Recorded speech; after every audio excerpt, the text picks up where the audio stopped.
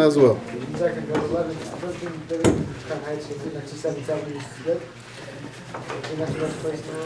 Before Gimel Tammuz, I wouldn't argue with you, but after Gimel Tammuz, then there's a. Now it's already. You have a good point. That's the only other place that I would think of, but that's the last place that I have to argue with. Because no one else comes to tell me Kranitz is the best place to live. No one ever said that to me. Huh? Yeah, you have a point. Before Gimel Tammuz, there's no doubt that there would be an argument. After Gimel Tammuz, is already is an argument, but it's not the kind of arguments that I have to fight with. Huh? Eretz Yisrael is Golus. The worst Golus is in Eretz Yisrael. If that's your shlichus, that's where you have to go.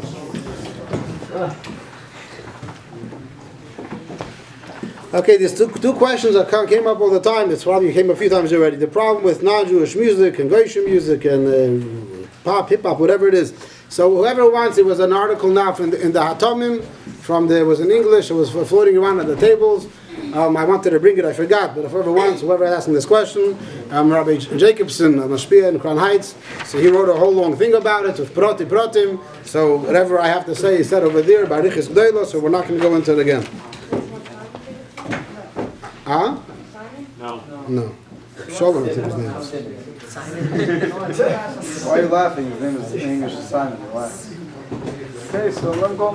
Is a gun considered a levush? There's a whole long arichas over here about other hard to understand the handwriting. Oh, gun.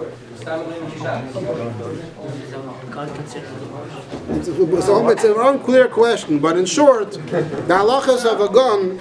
So in Shmira Shabbos Kilchasa and Perek Mem Aleph, in halachas Chavtes Lamed Aleph, he talks about guns, and he says in a place where there's danger, you're allowed to carry a gun, and even outside of an Eruv.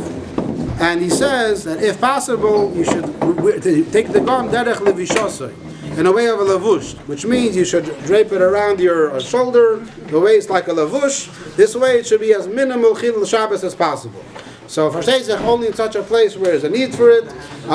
When it comes to shuls today, unfortunately, we're in Golus, so therefore, and every shul today is has a reason to be chayshish, so that's why most shuls today, there are people that carry guns. Some places the Rabbanim say they can carry it walking it from home to shul and shul to home, and in some places, the way I understand it in Postville is officially a secret, it's one of the official secrets that everybody knows about, is that in the shul in Postville there are a number of people that have guns over there in the shul, so it's safe. Regarding the yeshiva, no comment. 2 years ago, yeah. Larry's not going to go.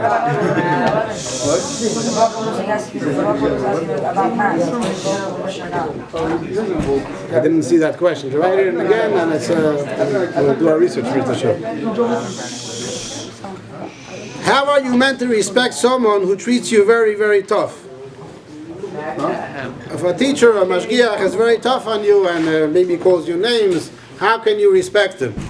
So the answer is that when you respect somebody, you respect him not because he's a perfect person, because there are no perfect people. And therefore, the halachas of respecting your teacher, for example, respecting your father. So let's just talk about fathers because it's simpler. Respecting your father doesn't mean that you have to think that your father is God's gift to humanity. Your father can be a person with limitations, with problems, and seichel and midas. And you have a mitzvah to honor him. Even though your father might beat you or might call you names, it doesn't take away from the mitzvah of kibbutz. The mitzvah of kibbutz is the Eibishter said this is the person that gave birth to you, so therefore you have an obligation to honor him. And the honoring, the ikar mitzvah of honoring is in Payel Mamish. There is a mitzvah of honoring a pnimis kovid, but that, just like in general, in Taryag mitzvahs, it's more about the levushim. What you have to do.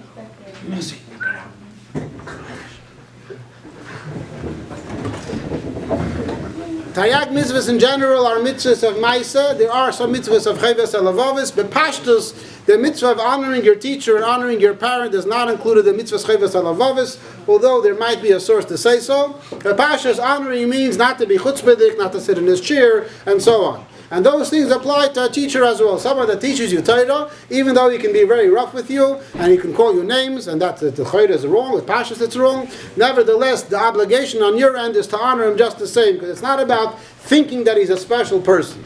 It's about halacha l'poyel. and therefore it can shaykh to any person that teaches you can still get the same cover. Huh? If there's a chayv to give, it's a different question. The question wasn't who do you have to give cover to. The question was someone that you have to give him cover. If he treats you in a harsh kind of way, how can you give him cover? That's a different question. Is there a chiyuv to give cover to a mashgiach? Probably teaches you. The question is what does cover mean? Again, there's different halachas in cover. I have to think about it. They get into the sugya, but it's sometimes part of the covet is to be mechabed the ones that are telling you to be covered. What about dog counselors? Do you respect them? You have to listen to what they say. But you don't have to respect them, right? What does respecting mean? You have to respect every person. Every person has to be respectful to other people. A person shouldn't be shouting in the hallway. It's not respectful to anybody. Shouldn't be. You guys have to be respectful to you. Two wrongs don't make a right. Every person has to take care of himself to be a mensch. And just because someone else is not a mensch doesn't justify someone else's behavior.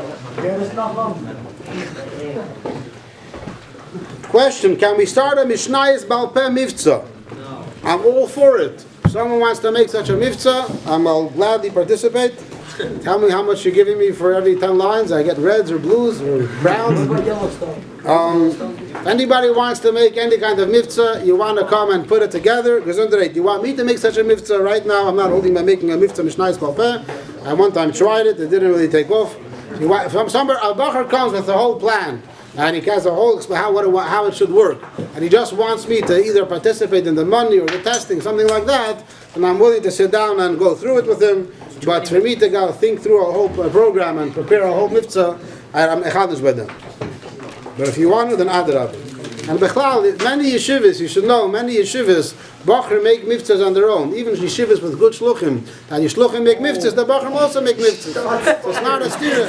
So a bacher can go and make a mitzvah for mishnayis balpeh, and maybe the shluchim will also participate, and the bacher will give the shluchim prizes.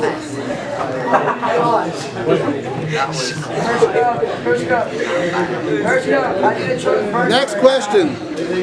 Do Ashkenazim believe in ayin hara? And how is the Hamsa supposed to help? All Yidden believe in ayin hara because the concept of ayin hara is mentioned in Tanakh and Chazal. It's all over the place.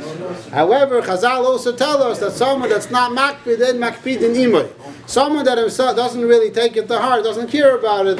So in many cases, it won't affect him either.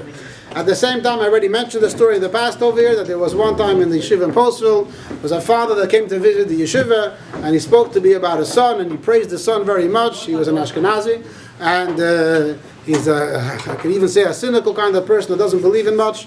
And right after Shabbos, after he left, his son had a very terrible medical procedure. His father had to come right back. It was a very scary story. So, and I spoke to him afterwards, and he says, now I believe in ayin hara. So, I'll upon him, even though he was a person that was not makbid. How is the Chamsa supposed to help? The Chamsa is not clear the origins of the Chamsa. Some say it comes from Fatima. Who was Fatima? Huh? Wife or daughter? It's Jewish wife or Jewish daughter. I think it was the daughter.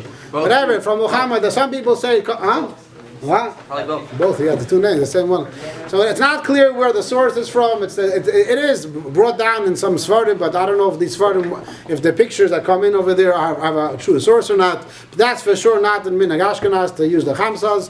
And how does it help? I don't know how it helps, but Bechlal, there's a concept of a Kameya. Rabbi Shimon just said a story today with the Berditchever. He wrote up Satzetl over there. Peaceful Ishar Shemayim. Sometimes if I think that a tzaddik writes something and it's with someone, it gives him protection. So there are certain things that have written down in Yonim that there could have a certain koyach. How exactly it works, I don't know, and I don't think it's shaykh to know. These are things I'll pick up over if it's like if whatever the Chamsa has a true source.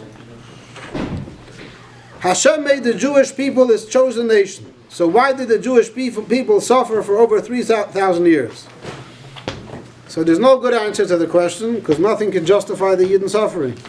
But the explanation that you might get is two explanations. One explanation would be what we say in davening, Musaf Shalosh Hagolim, Mpnei Chatoinu Galinu Me'artzeinu.